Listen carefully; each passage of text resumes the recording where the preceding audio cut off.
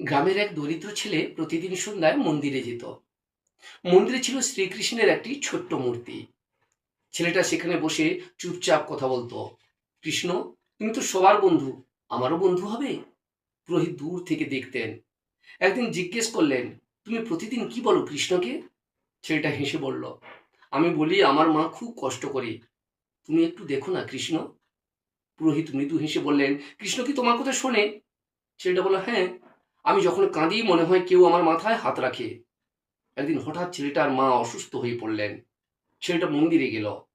কৃষ্ণ, তুমি তো সুধামাকে সাহায্য করেছিলে, আমার মাকেও বাঁচাও না। সেদিন ছেলেটা অনেকক্ষণ কেঁদেছিল।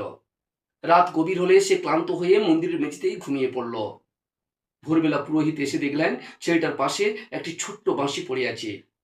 মন্দিরে আগে এমন কোনো বাঁশি ছিল না। ছেলেটা ঘুম ভেঙে বাঁশিটা হাতে নিল। ঠিক তখনই গ্রামের একজন দৌড়ে এসে বলল, তোর মা এখন ভালো আছে, রাতেই হঠাৎ সুস্থ হয়ে গেছে।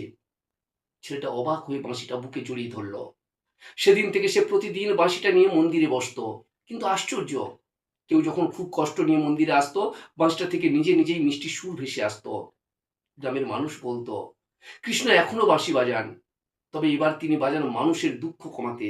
আর সেই ছেলেটা বুঝে গেল, ভক্তি যদি সত্যিই হয়, তবে কৃষ্ণ শুধু গল্পে নয়, তিনি আজও মানুষের পাশে থাকেন।